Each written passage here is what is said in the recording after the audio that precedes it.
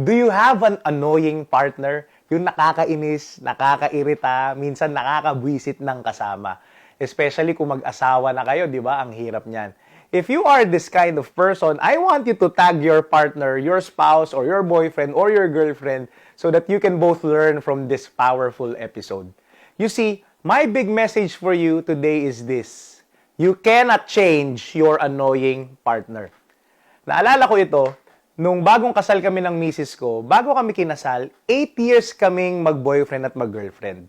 And all this time, I thought kilalang-kilala ko na siya. And she thought kilalang-kilala na rin niya rin ako. But unfortunately, hindi pala ganon. Alam to ng mga mag-asawa. Ibang usapan na pagka nasa isang bubong na kayo. Lalabas na lahat ng mga baho at mga hindi nyo alam sa isa't isa. And one thing that annoyed me about my wife was this. Nung unang araw namin sa bagong bahay namin, alam nyo, naligo siya. After niya maligo, nakisuyo siya at sumigaw siya sa akin. Sabi niya, "Love, tuwalya!" So ako naman, misis ko, naiwan yung tuwalya. So kinuha ko yung tuwalya at sabi ko sa kanya, "Love, ito yung tuwalya, oh. Ikaw talaga, kunwari ka pang iniwan mo eh." So binigay ko sa kanya yung tuwalya, and then, nagpunas na siya. The following day, eto na, naligo na naman siya. Sabi niya, "Love, tuwalya!" So, sabi ko, naiwan na naman niya yung tuwalya. So, kinuha ko yung tuwalya, dilagay ko sa kanya, sabi ko sa kanya, "Love, ito yung tuwalya mo." Alam mo, cute siya eh. Kapag isa, dalawa, 3 araw.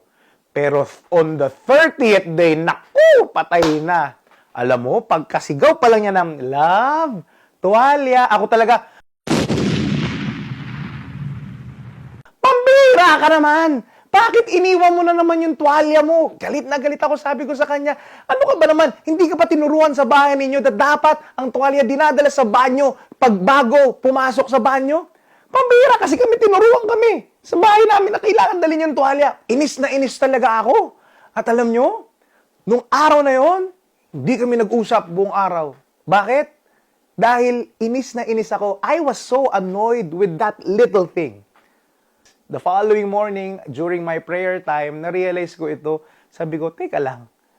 Yung asawa ko, nakagisnan na niya yun na naiiwan niya yung tuwalya. And inaway ko yung asawa ko dahil naiwan niya yung tuwalya. Well, ano ba naman yung kukunin ko yung tuwalya at ibibigay ko sa kanya? And to cut the long story short, I realized, sabi ko, this is so petty. Sobrang liit na bagay. Pag-aawayan pa namin, hindi pa kami nagpansinan ng isang buong araw. Hay nako. Na-realize ko that I cannot change my wife. Ang hirap ibahin nun. Halos 30 years niya nakagisnan na naiiwan niya yung tuwalya. And then in one snap, gusto kong baguhin niya yun. And in the same way, meron din siyang mga kinaiinisan sa akin na mga ugali ko na hindi na rin niya mababago.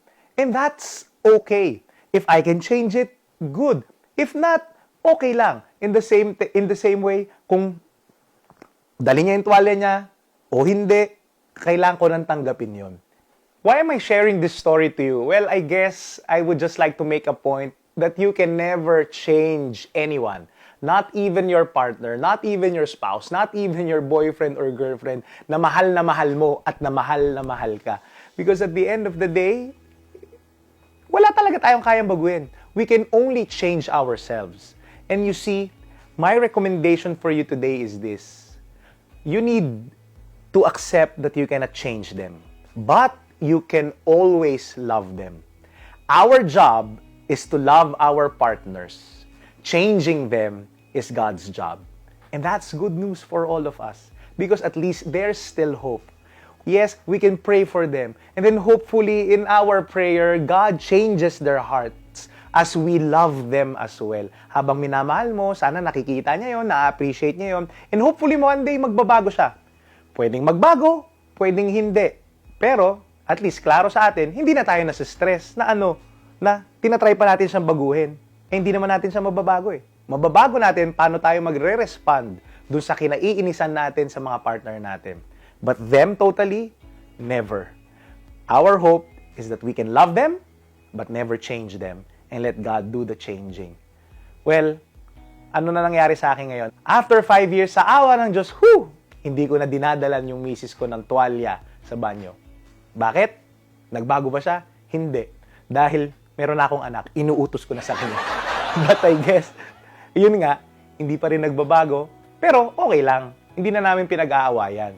So you need to decide if your conflicts are just annoyances. Kasi 99% ng conflict ng mag-asawa, it's all about annoyances. Yung mga maliliit na bagay. Ask yourself, is this a big thing or a small thing? If it's a small annoyance, then you need to let go. You need to accept.